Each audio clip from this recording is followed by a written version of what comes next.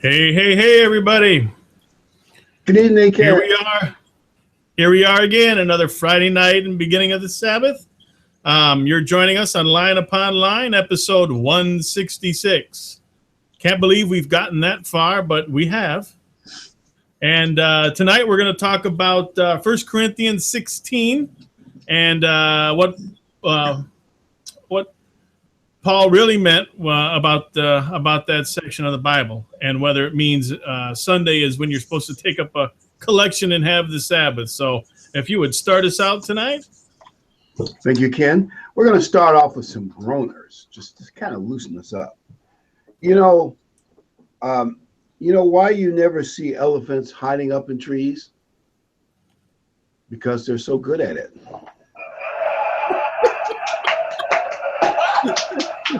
Dave almost spit out his water. All right, he's a real groaner. Here's another real groaner. What is red and smells like blue paint? Red and smells like blue paint. Red paint.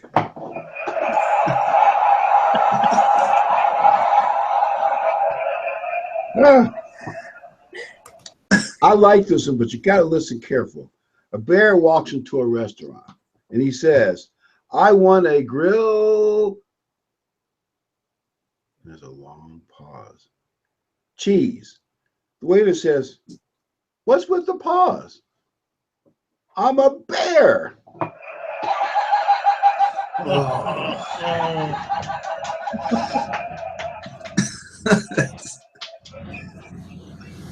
Now, since we're going to be talking about collection, I thought I would just tell two collection jokes. You know, collection, think of the big silver plate at the mainstream church. So Timmy didn't want to put his money in the offering plate that Sunday morning. His mother decided to use some hurried creative reasoning. He said, I don't want to put my money in there. She whispered, quick, drop it in the plate. It's tainted and poisonous. So he drops it in, horrified. He obeys. So afterwards, Billy says, but Mom, is that money really dirty and tainted? And she says, it's not really dirty. It just taint yours and taint mine. It's God's.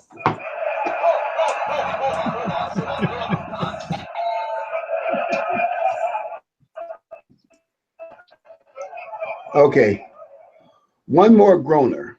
Mrs. Smart was fumbling in her purse as the collection plate moves past her, and she takes out a television remote control and drops it in the plate.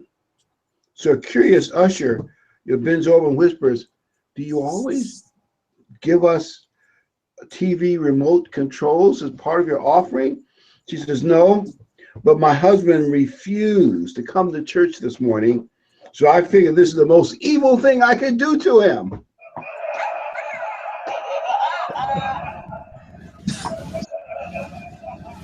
Let's see him watch Monday morning football reviews. Okay.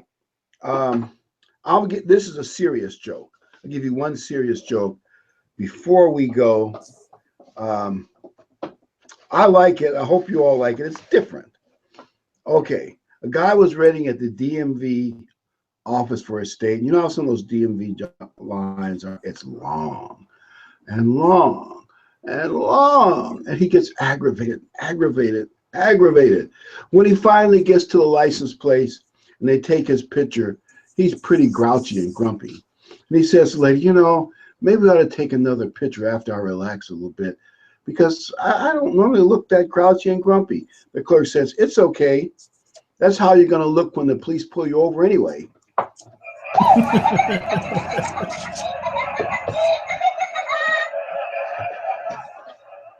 True story in my home. My wife lost her license and had to get a replacement, and her hair was all blown, and she figured they could just print her another one, but they took her picture over, and she looked so upset because she looked so bad. And I told her, I said, that's what you're going to look like when they pull you over. So it's going to go, oh, yeah, that's her. Yeah, I always say, doesn't matter. Pictures can't capture my real beauty. They're all screwed up. It's the camera's fault. Well, anyway.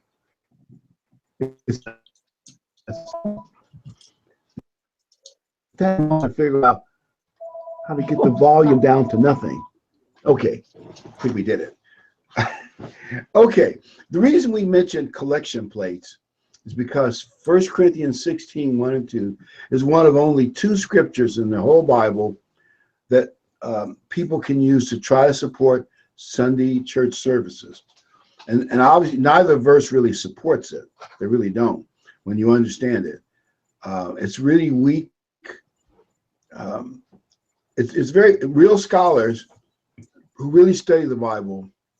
They find it embarrassing, and they admit the truth. They say the apostolic church, sometimes the Catholic Church might call the primitive church, but they'll say the apostolic church of the first century, the early church, kept the Sabbath, the 6-day Sabbath, and they know it.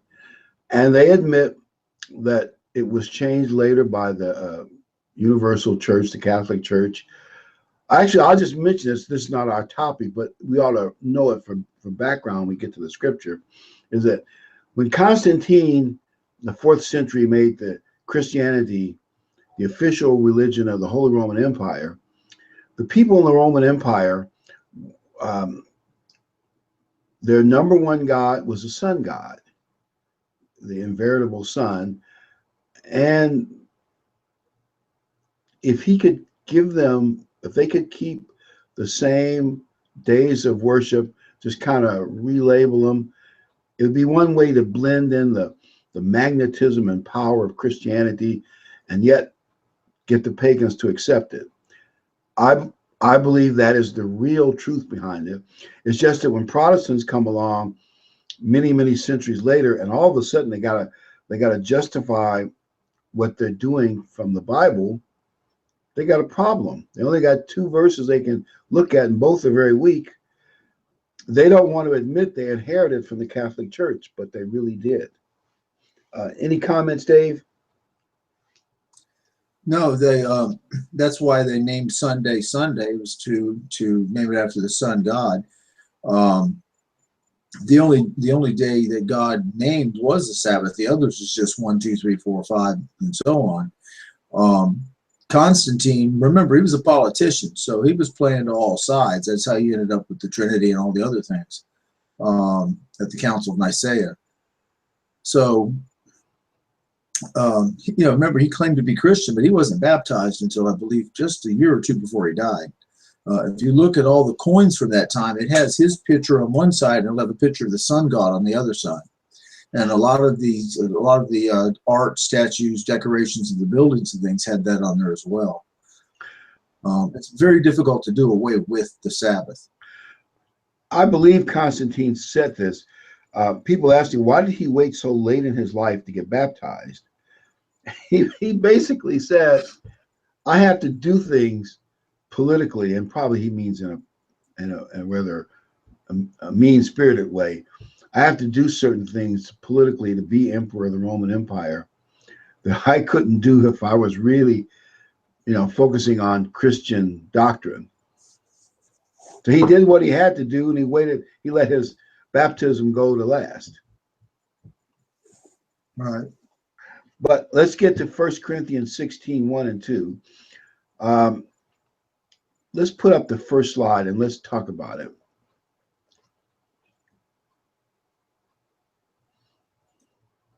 All right, 1 Corinthians 16:1. Now, concerning the collection for the saints, as I have given orders to the churches of Galatia, so you must do also.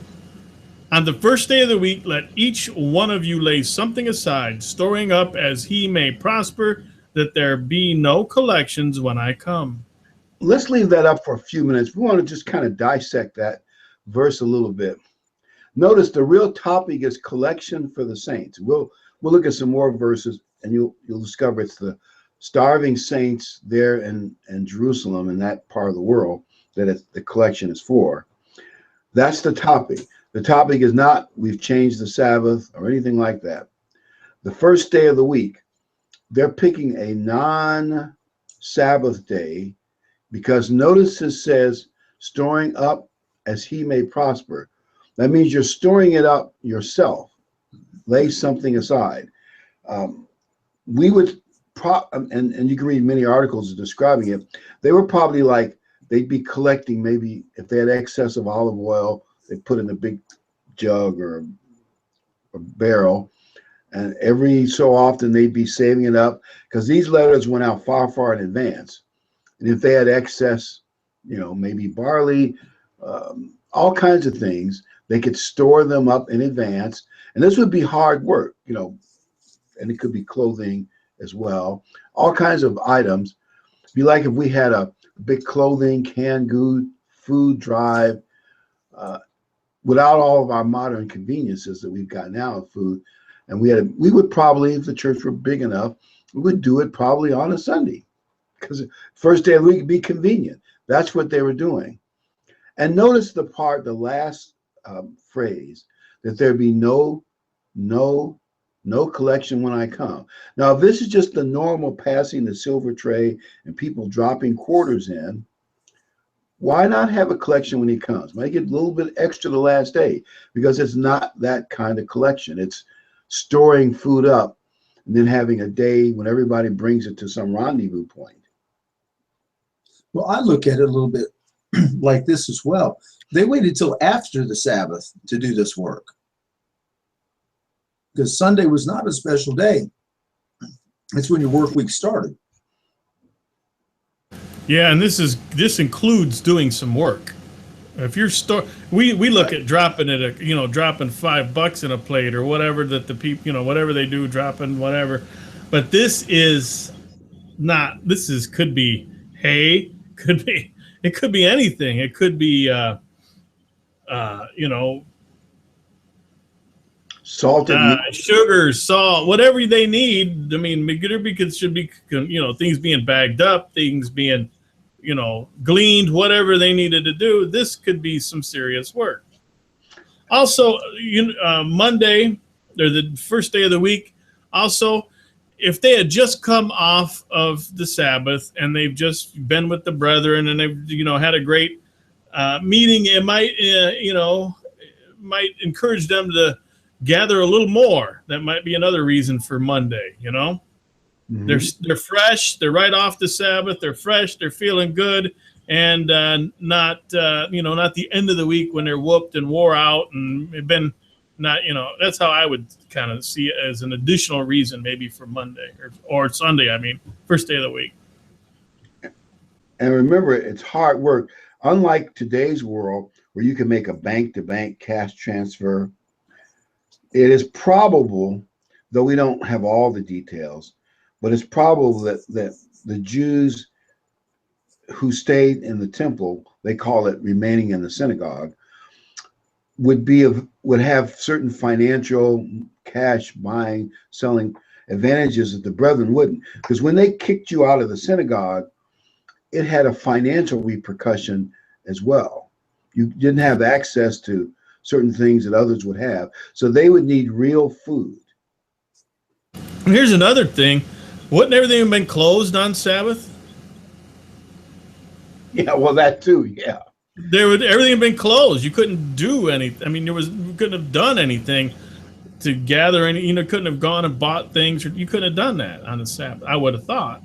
Well, I know Rome occupied them, but they still ran pretty much their own dealings there. At least among Christians and Jews who would have kept the Sabbath, and a lot of their business partners, they would be at a disadvantage on the Sabbath. And it's clear this whole thing is about a giant collection, and they don't have all the conveniences of food we have, like all kind of preservatives, canned goods. It just, even in the frontier days, large salted meat, a lot of things that are heavy to be moved around, stored, be a difficult job. And I imagine from reading the text that it was a caravan of probably wagons and donkeys and individuals winding its way through the Greek part of the Roman Empire on its way south to Jerusalem. Let's go to the next slide. Each one adds a little bit more to the story. And we're not looking at everything in the Bible about it, but at least some of the key things.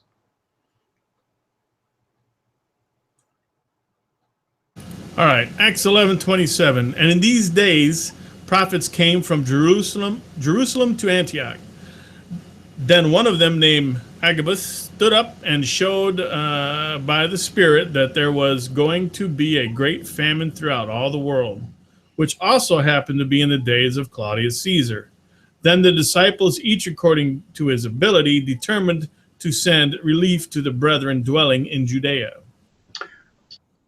Apparently, this prophet was given a vision by God, and they knew that the drought would be hardest in Judea, where Jerusalem is and where the Jewish Christians were. And they knew that. And by the way, that by mentioning the particular Caesar, it dates it. So we know it's during this time period when Paul was getting these Gentile churches involved in it. So it's, that's an important thing to get a historical date attached to it. And we also believe, because of political famines, political turmoil in Judea, and periodical famines added to the general distress, shortage of food in Jerusalem. And as I said, I think the Christians would have had the most discrimination and the hardest of the hard times. And Paul wanted to help the Christians, and he said it. Let's pull up the next slide, and we'll look at some of the things that Paul said.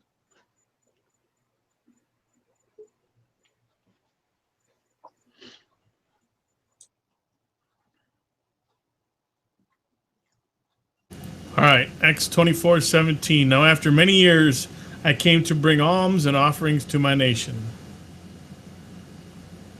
They didn't appreciate it. He got in trouble when he was there, but at least you can see that was one of the reasons he came to Jerusalem, was to bring help to the starving people in that part of the world. Let's bring up the next slide as well.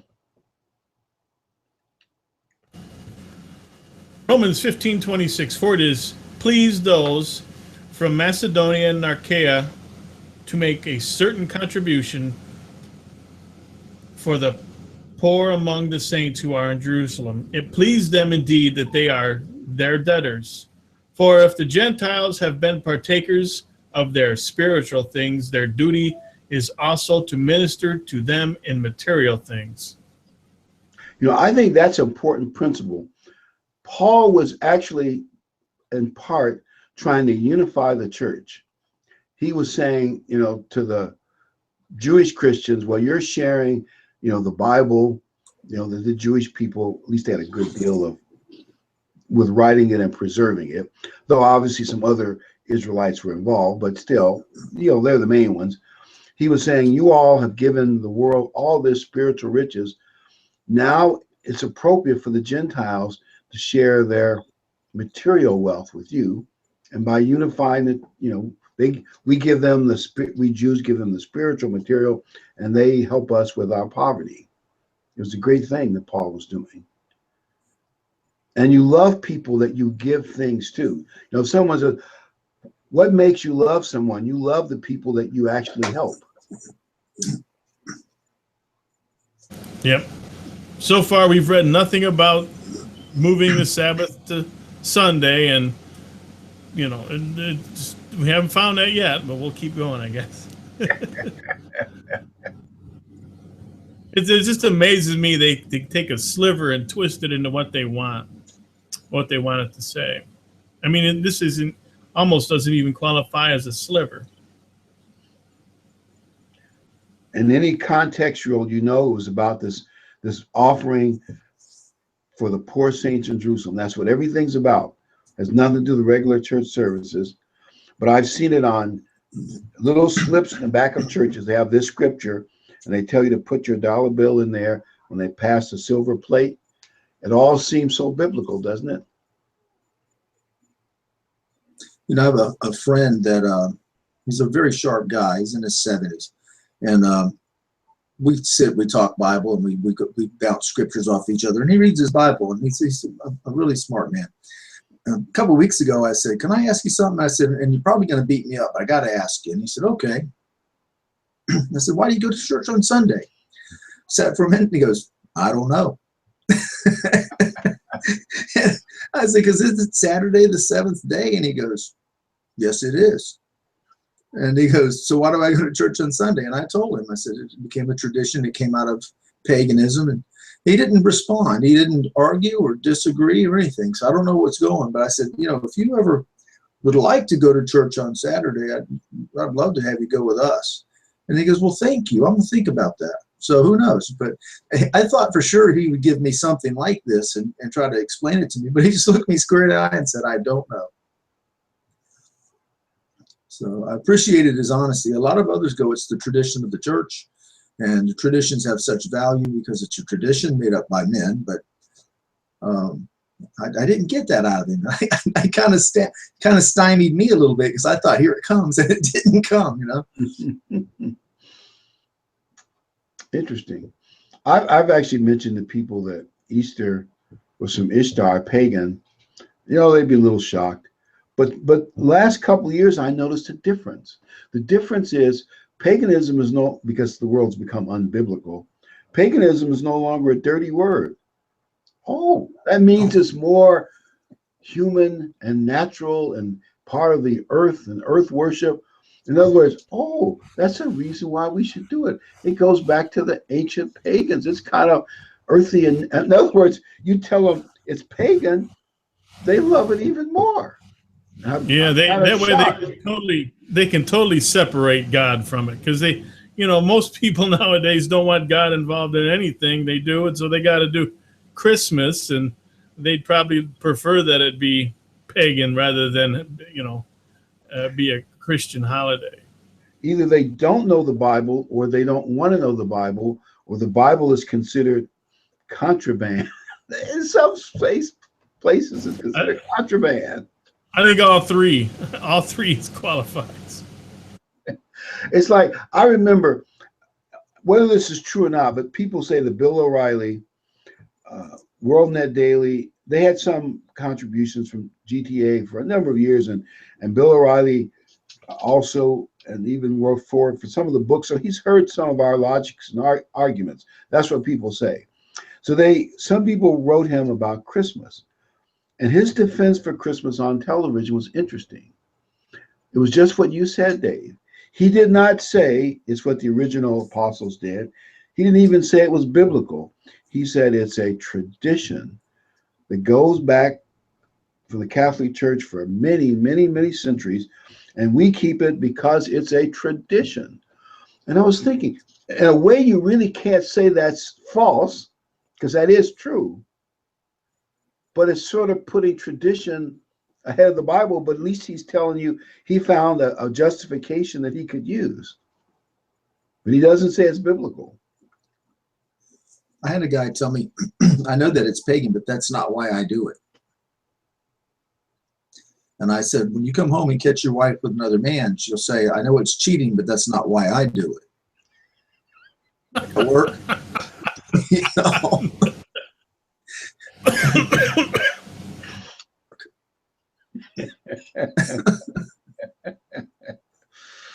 Interesting. Did he have any follow up? No, he just, well, that's totally different. I go, but you have a commitment, you have a contract made with your wife in front of witnesses and a judge, and signed and notarized by the state. You have a contract, and in the contract, I have to do this, you have to do that. Neither one of us are allowed to do these things. I'm expecting this part of the contract from you and this part from me, and that's what we have with God in the new covenant. And in his contract, he says you have to obey my words. And so how do you breach that contract? But you still want to have ownership. You want the title to the property at the end of the deal. And he finally one day looked at me and he said, everything you're saying is right, but I cannot understand it because I look through a glass dimly. Because my mind will not accept it. But he was totally honest with me. But then he went right back to his Sunday church and preached and told them, you know, whatever. Have you ever? I sat with him, I think, 4 hours one day. Ever heard anybody say, I don't care? all the time. All the time. They don't even want to know about it. You know, I asked the kid one day, I said, when you get married, you have kids, you're going to give them chores to do, an allowance, right? And this is your reward for doing what you're supposed to do. Take out the trash, mow the lawn. And he goes, right, that makes sense. I go, well, what happens when he goes, well, I don't care. I'm not taking out the trash, but I still want my allowance. He goes, well, you're not getting the allowance. You've got rules. And I said, well, God, who invented everything, don't you think he's got rules? He's got rules of physics. The earth turns a certain way, and, you know, this goes around that, and there's gravity and everything. There's rules in nature. If you jump off of something, you're going to fall down. I said, there's rules. So when God made those rules, we all understand them. Well, why can't we understand these rules? It's all in the same contract. But, you know, you can yell at a blind man, see, see, see. If he's a blind man, he's a blind man. Yeah, and God hasn't opened their eyes, so they don't see the importance of it. I mean, the basic importance is which day you keep holy points to the God that you're worshiping. So if we use the Sabbath, it points to the God who created the world, or the real God, the creator God, the God of Israel, the God of the Bible. If you use Sunday, you're, you know, Baal and what I call the earth pagan worldly gods. And I suppose there's some other religions that have other holy days. I won't mention any, but there's at least one or two famous ones. Some of those may have to do with the moon god and some other deviations. But the day you keep holy points as a sign between you and that God. And even though to us it seems, to most human beings, it seems totally unimportant, it's important to God that we're pointed toward the right God and not the false God. And they look, and it seems like the world looks for any excuse it possibly can to breach the contract. Because they don't want to do what the contract says. They want to do what they want to do. So they look for any little out in the contract they think they can find. Any wording, in the same way they try to destroy the Constitution all the time and skirt around it. They look for something and try to weasel away from what the document actually says so they can do what they want to do. Mm-hmm. I had a fella, I guess it's been a year or two ago now. I saw him the other day, but last Sunday I saw him and we talked about it. And I said, you know, you should go to church because they've got, they keep the holy days. They don't keep the food laws. They don't do any Christmas, Easter, any of that stuff, according to him and his pastor, who I've met. And he said, I said, why don't you keep the Sabbath? He goes, well, there is no Sabbath. It just says pick a day. I said, where does it say pick a day? He goes, well, no, it says you can pick a day to worship me every week. So just you pick a day.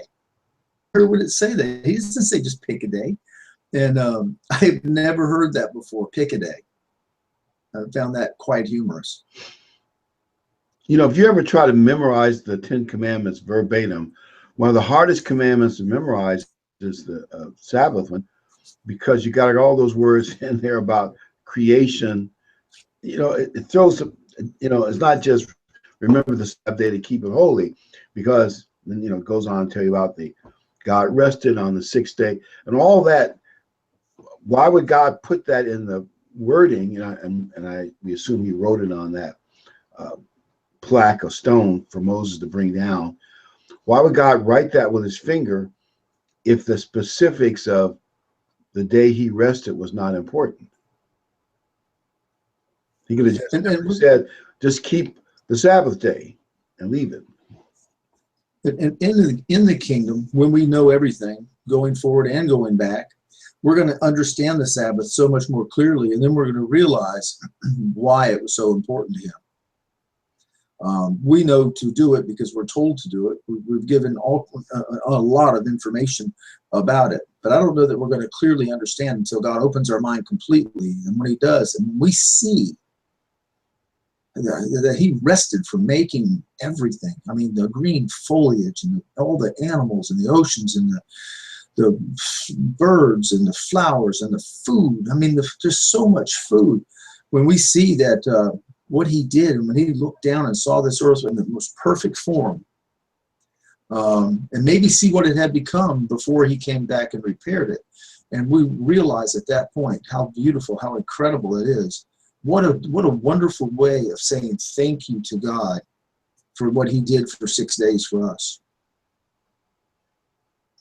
Not to mention, I sure do love a day off. I need one. You know, we worked so hard, so many hours, put out fires, you know, and the Sabbath comes, everything can just stop and take care of itself for 24 hours. And, you know, if you think about it, you could start your own church and you could say, why not pick Thursday? It's right after Hump Day, and that'll be our holy day. Well, the problem is you can't make time holy. I mean, maybe if you're an employer, you can give all your employees off work that day, but you can't make time holy. The only one who can make time holy, God. God, to use, I guess, the literal, there's not literal, but he put his thumbprint on this. You know, his hand was on the Sabbath. That was the day he took his hand off of everything because it was complete. It was done. The Sabbath is an absolutely beautiful day. So understand it. Let's go to the next verse. We only have a few more to go, but I want to just look at the major verses that show that this big collection for the poor saints in Jerusalem is why you have 1 Corinthians 16.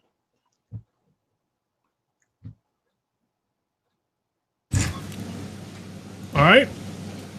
Galatians 2:10. They desired only that we should remember the poor and the very thing which I also was eager to do. Now, the context of this is Paul is talking about his relationship with the Gentiles and the other Christian churches, and you know, they were allowed an exception to circumcision, or as Paul said in Colossians, circumcise your heart. You know, which in a way, circumcision of the heart, you could say, is more spiritual than circumcision of the flesh. But still, and Paul said the only thing they really required was, you know, we don't do certain pagan things like eat blood and some of the real pagan, gory stuff. And Paul said, and we, you know, we leaders of the Gentile churches, we're going to help the poor saints here in Jerusalem. And Paul was eager to do it. It's good to kind of remember that. And that's what 1 Corinthians 16, 1 and 2 is all about. Paul fulfilling his campaign to help use the prosperity of the Roman Empire to help the starving saints in Jerusalem in that area. Well, and Christ said, what you've done for the least of them, you've done for me. You know, we should be looking to help people and not be taken advantage of, but, you know, looking to help people. You know, in this little neighborhood where I live, my neighbor got very sick and he's still in convalescence for several weeks. 3 of us took turns mowing his lawn, and, you know, one guy was going and buying dinners and bringing him food up there and actually feeding the man. Those things, God sees those things. So, of course, it's a beautiful thing that took a collection to help. It's a good thing. Let's go to the next verse. All right, let's see here.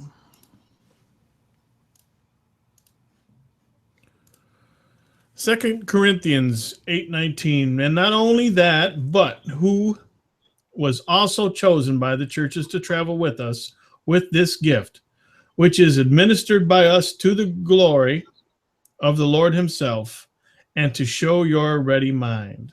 Therefore, show to them and before the churches the proof of your love and of our boasting on our...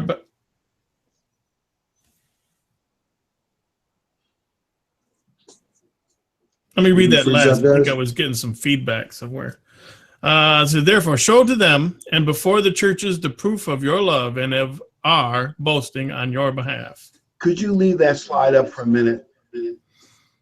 I want to emphasize the fact that Paul is saying, and you'll see it in 1 Corinthians 16, verse 3 as well. He's saying, we're going to give letters to people that your congregation chooses to come with us to help us bring all this stuff, south to Jerusalem. So as that caravan went from church to church to church, they picked up more food stuff and more volunteers to help move it. Guard it, protect it, and whatever else was involved with that. And they also had letters, probably from Paul and other church leaders, letting all the Christians in Jerusalem who have been Jewish know that this comes from the largesse of your Gentile brethren, led and encouraged by the Apostle Paul. But just think of this caravan, but who was also chosen by the churches to travel with us with this gift. So they probably were picking up 2 or 3 additional travelers at each church stop. So you can imagine by the time they went to 15, 20 congregations, they'd have a lot of food and a lot of people.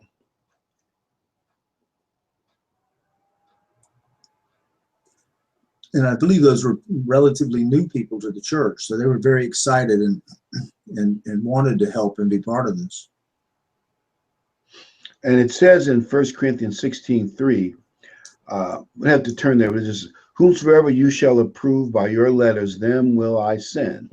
So Paul is just saying, we're going to send people that you want along with this caravan of food. In a sense, the people would be coming too, and they'd be, they could hug their Gentile convert fellow brethren for the food stuff that they're bringing. It was kind of uniting the church together again. I think that's wonderful. A wonderful thing.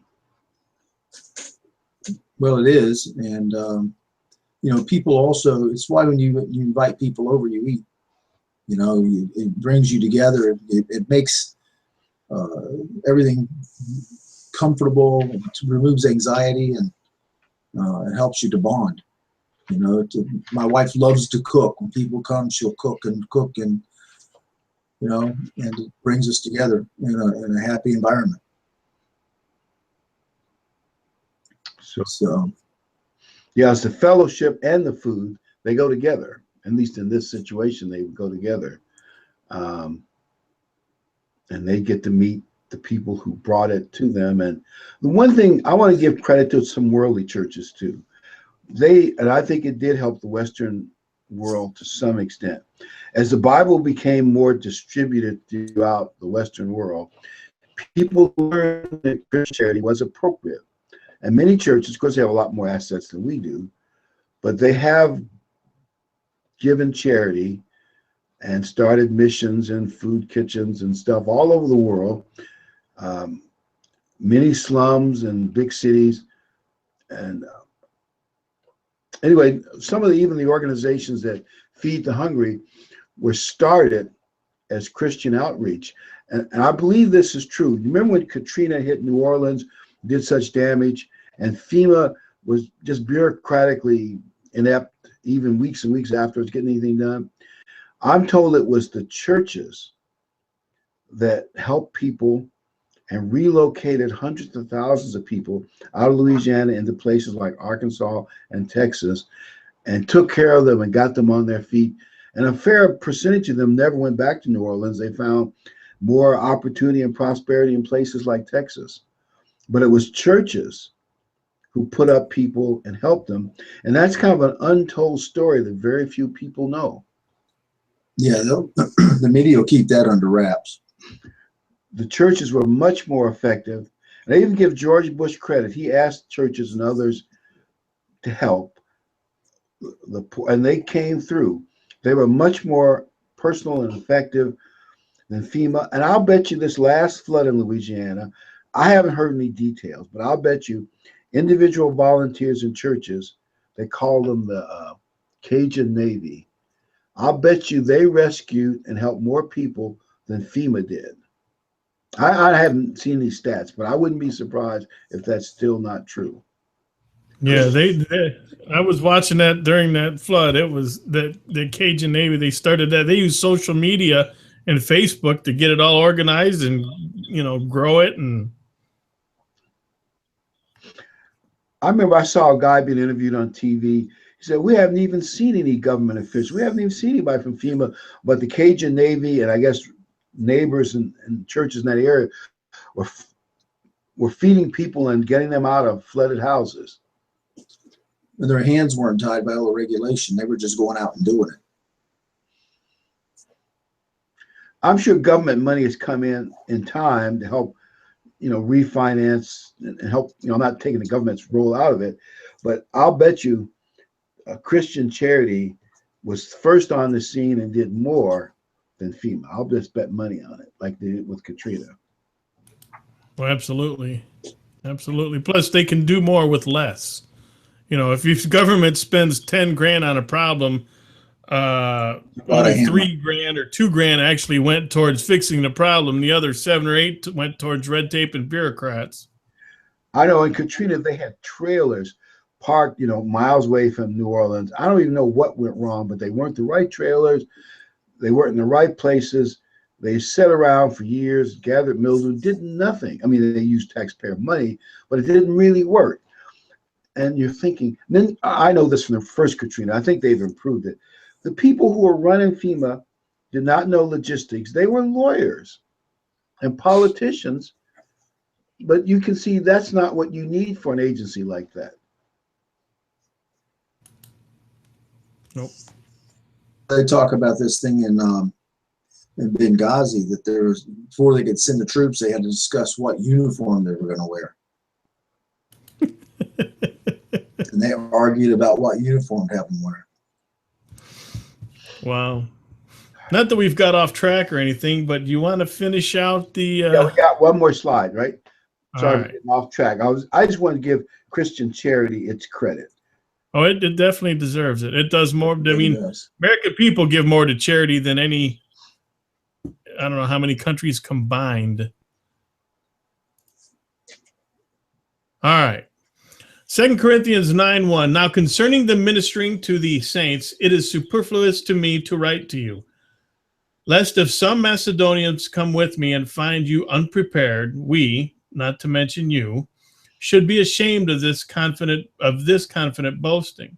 Therefore, I thought it necessary to exhort the brethren to go to you ahead of time and prepare your generous gift beforehand, which you had previously promised, that it may be ready as a matter of generosity and not as a grudging obligation.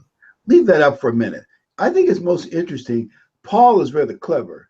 He said it would be superfluous for me to write to you, but he is writing to them. And far in advance, so they have time, because he promised, you know, from that part of Greece, no doubt a lot of food stuff and materials. And Paul didn't want to, when that caravan got there, he didn't want them to be embarrassed. Well, we don't really have all that much, say, stored away. Nobody, you know, he wanted them, you know, all the different farmers and families, whatever they could get, have plenty of stuff ready that they could just, you know, come to a what we call the focus point and bring their stuff there and load it on the caravan. And he was worried about them letting them down. And I just think it's, even though he says, I don't need to write you, he is writing them. He's getting them ready. And that's what 1 Corinthians 16 is all about. The big, major food stuff and maybe wine and other things, collection for the saints in Jerusalem. And you can tell by the way it's done, it's just not a bag of coins. And that would be easy. It's obviously a lot more involved and takes advanced preparation. And he wants to be sure they're prepped and ready.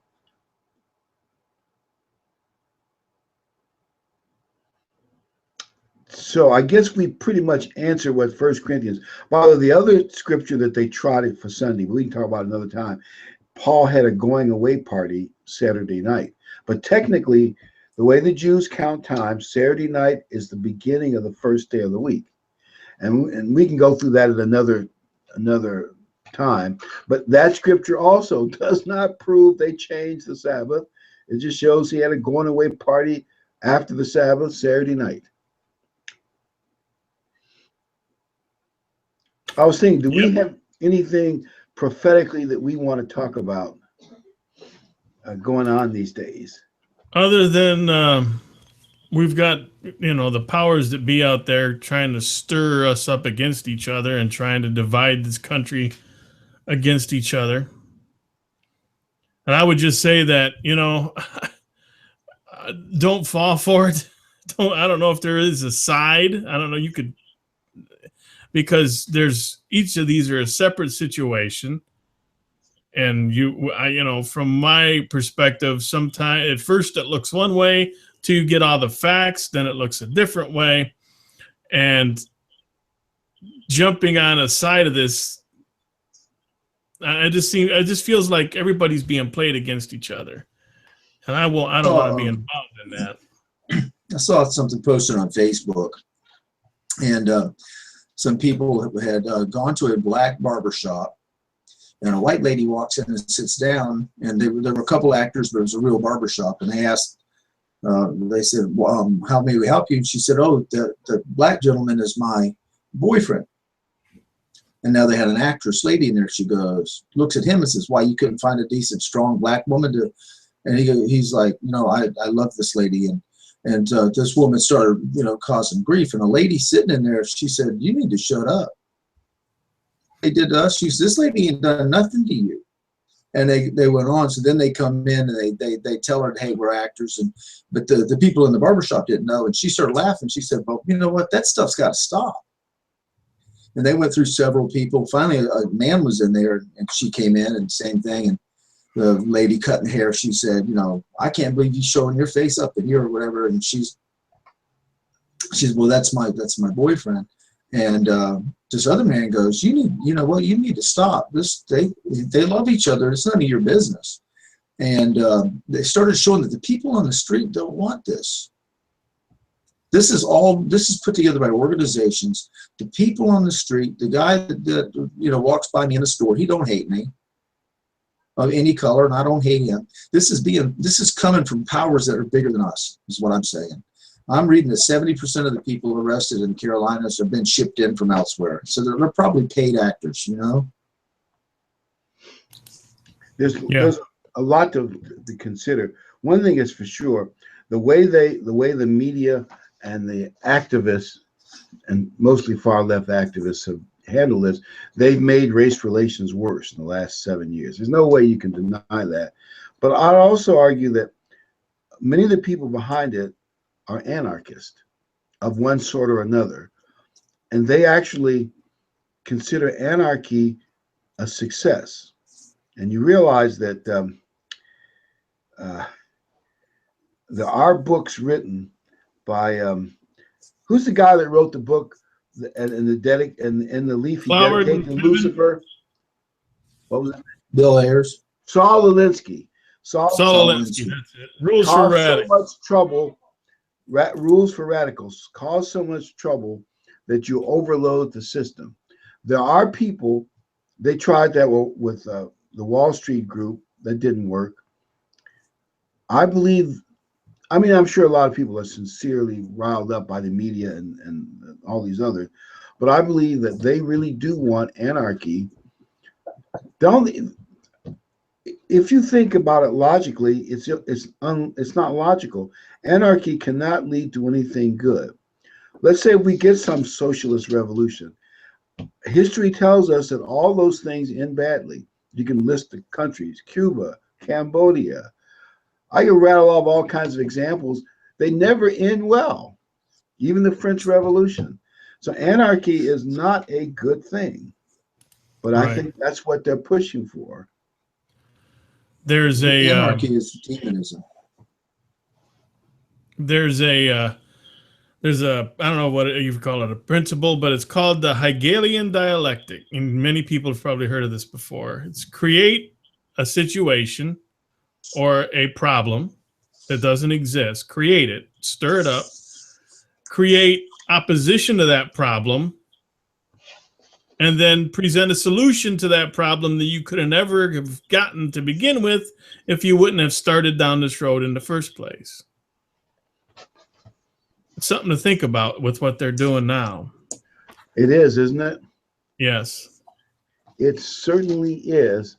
And you know what? It's so much easier now with social media, with Twitter. Is that right? Yeah. Twitter, Facebook, all this stuff. It's so much easier to do it because you get instant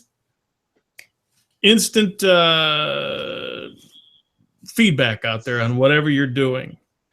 And it's not going to end well if they keep going down this road. Not at all. Think about the mobs. You know, at least some of the mobs are being coordinated on social media, right? Yeah. Oh, yeah. You know what? I mentioned it before on this program, but there's that book that Ann Coulter wrote called Satanic, and it's about mobs and mob mentality, and it mentions things about the French Revolution and some of the major riots and mob uprisings throughout history. It's very good reading to know where we're at and what's truly behind what's going on with these riots and things that are starting out today. When you get right down to it, Satan is influencing this stuff.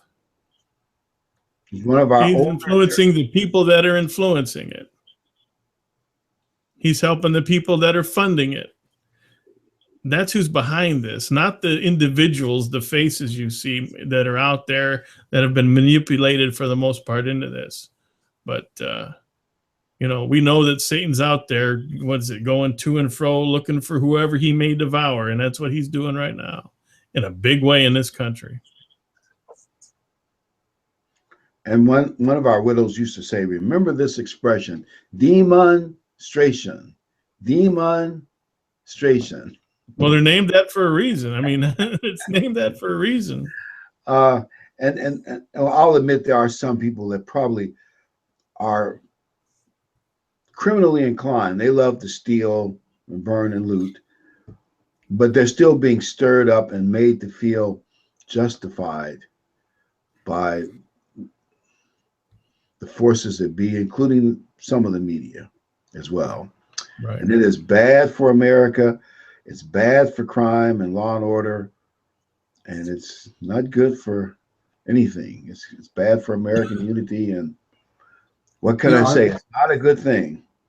I see these Tea Party events. I don't think I see police officers all over the place on horseback or anything else. I think they come and they do whatever it is they do and they go home. Isn't that a demonstration?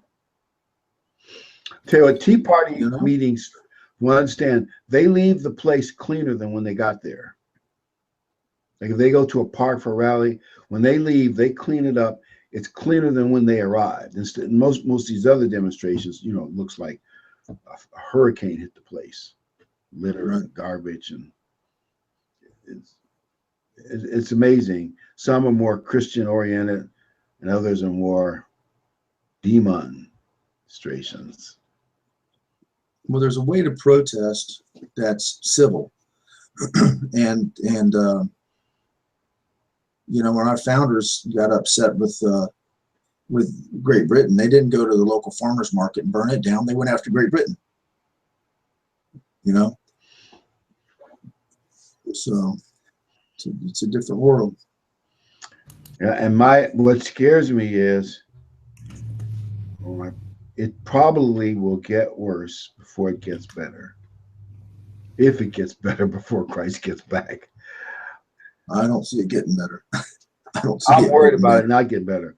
There is a chance, and I could be as wrong as rain on this one, if the election comes out in the right way, which it may not, we may be able to turn the tide back. I saw this article, and I'd known some of this, but didn't know all of it. They were talking about a political, I wish I typed it out and brought it with me. I may do it next time. Political candidate who they said his words were reckless. His words would cause war. He was a warmonger. He couldn't control what he said. He was a B-level actor. He had no real talent and knowledge. Then they elaborated. You thought, oh, that's Donald Trump. No, that's what the media was saying. By the way, he also called the Soviet Union the evil empire. Oh, terrible. The media almost had a faint over that. that person was Ronald Reagan. And sometimes a good leader can turn the tide back. I'm not saying, I don't think anyone will have the effect that Reagan had, but maybe to a lesser extent, they can maybe turn the tide, slow things down. I don't know, that's about the best you can expect, don't you think? And I don't even know if we're going to get that. So it's going to happen on God's time. Yeah. And a lot of So people, they're going to inaugurate 8 million voting citizens. The federal government's rushing it through between now and the election from parts of the world where they assume they'll all vote Democratic. That might be enough to turn the election, and a little bit of cheating in certain key places like the Democrats usually do. That's why they don't want voter ID. So it could well be the election's fixed no matter what we think. Yeah, I heard that today. I heard that today that, I don't know, some, all these hacked emails. I think the edict, the edict went out that to push through as many, get as many people to be citizens as they possibly can between now and the election. And it said it right in the email. It was blatant. We want to do this for the election. Get as many of them pushed through that you can. Yeah, they know the media will back them up. Mike, And it's clearly violation of the principles behind the whole thing. But that's why I think there's a real good chance, no matter what the American people want, they'll steal the election. But you never know for sure. It all depends on what God has planned, and maybe that's what God has planned. But I tell people it's dumb to not do. People say, well, I'm not voting for the lesser of two evils. I think it's dumb not to vote for the lesser of two. It's still the lesser of two evils. A lot lesser. my thought process is if Trump loses, he comes out and yells, "She stole it," have civil unrest.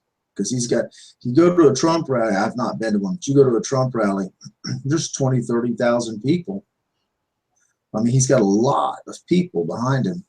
The other day, Hillary only had 200. She said that she wanted a small gathering. Yeah, right. But I could see, him coming out and yelling, "They stole it," and that turned into quite a mess. Oh, yeah, we're going to have trouble no matter. The media will be against Trump if he wins. It's going to be a mess no matter what happens. But I agree with you. It could be really bad for this country if they steal the election and everybody knows they stole it. So I don't know what's going to happen.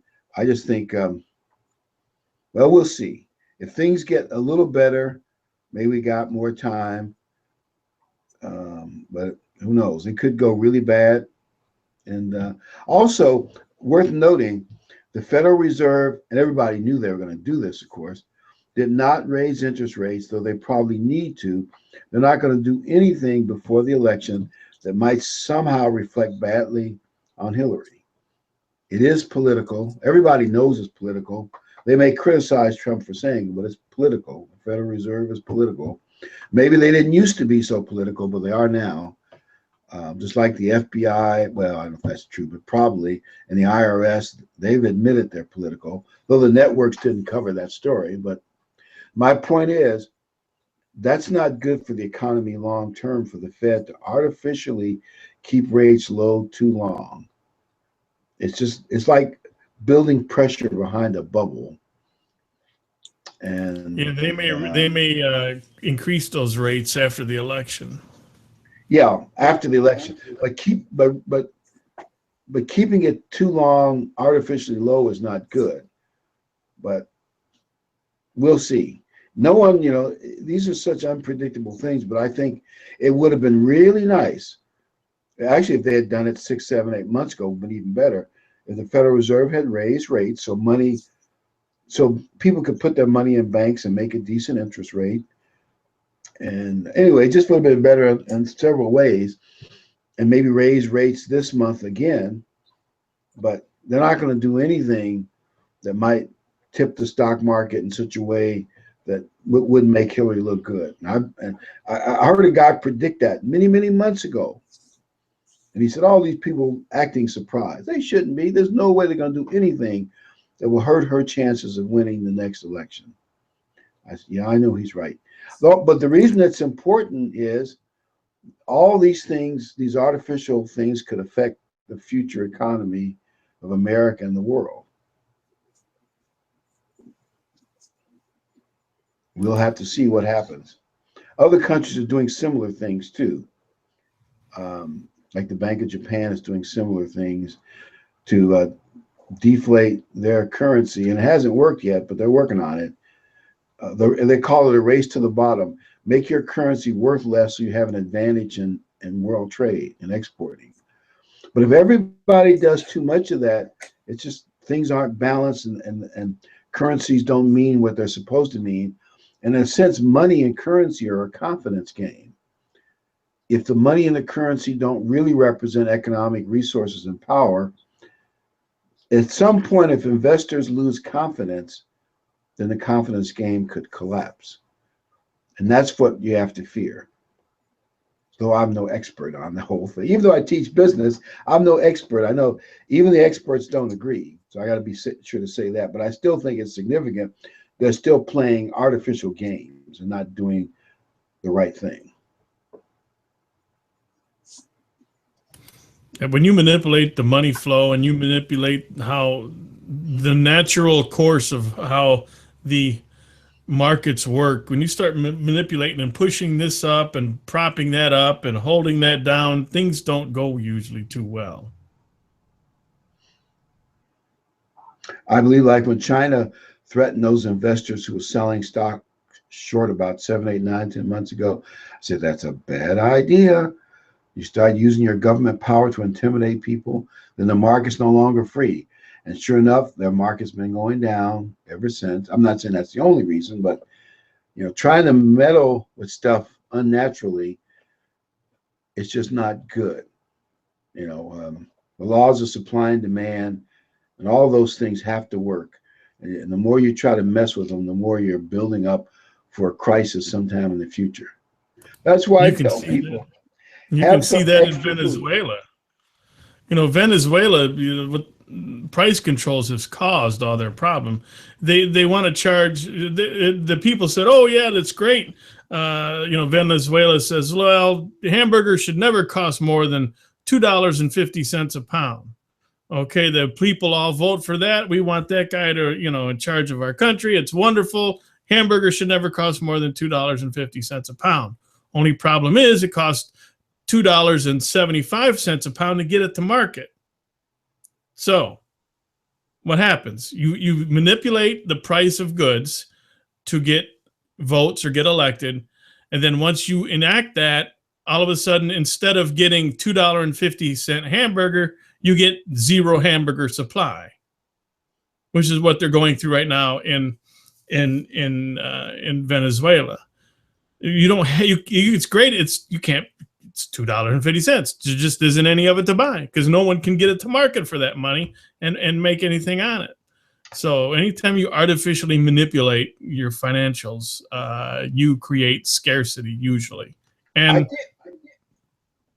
go ahead, Ken.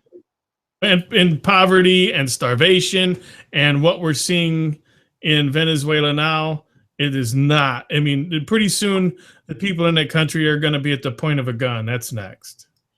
It's bad. I hear they've had riots in grocery stores and people having to guard food. It's really bad. I did hear one little piece of good news, possibly good news. They think we may have a bumper crop for several crops if the rain doesn't mess up the harvest. They're still harvesting and there'll be more coming. If the rain comes at the wrong time and the tractors get stuck in the mud and the mildews, that could be a disaster.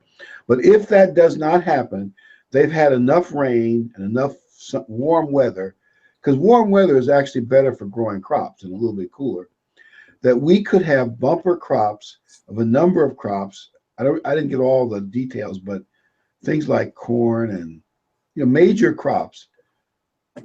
Now, I don't know what that will mean for us for sure, but if nothing goes wrong, it means food prices in general should go down next year.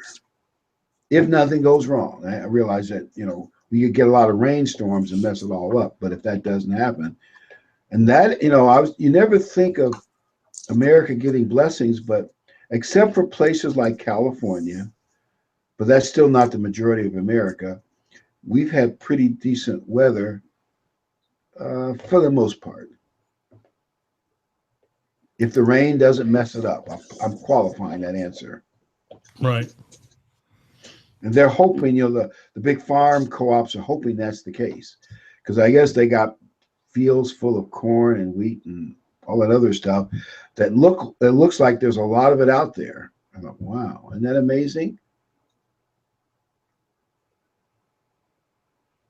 And that's been America's problem traditionally, is farmers complain there's too much stuff. Our prices aren't high enough.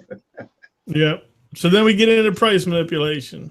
But if you had to face problems, too much food is a good problem, as opposed to some countries where they got too little food. I mean, if you have to, that's, it's like too many people in church, we don't have enough chairs. That's a good problem. That's a good problem. And I thought, well, we always mention bad news. Now, and this is one of those farm reports, and as I said, it could be premature, but they see a lot of food out there in the ground about ready to be harvested because the weather has been warm, and that's a good thing if nothing goes wrong. Well, does anyone have anything else to add? If not, well, we covered the Sabbath in a different way again tonight. And if you've been watching the programs and you've watched, because we've done multiple programs on the Sabbath and still think Sabbath is Sunday, or that we should still keep Sunday, you're not paying attention. So I think we've pretty much, ground that one out pretty good so that people understand that Saturday is the day that God set aside for everybody to rest, and he commands that, and that we should do that. And the benefits are it's hard to describe what they are. Not just, the rest and the fellowship and all that is just so wonderful. So, and I'm sure we'll be covering more of the holy days that are coming up right ahead of us. So if you haven't made your feast plans, you might want to do that soon. If you don't know what the feast is, stay tuned. We'll start talking about that as well. So again, everyone have a wonderful night. We hope to see you back here again next week. And like I said, everyone have a wonderful Sabbath. And we'll let Dan take us out.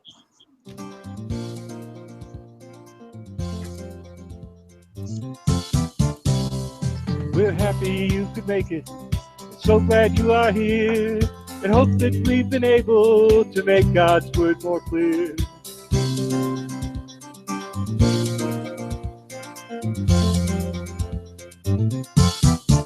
Until next time, may God be with you in everything you try.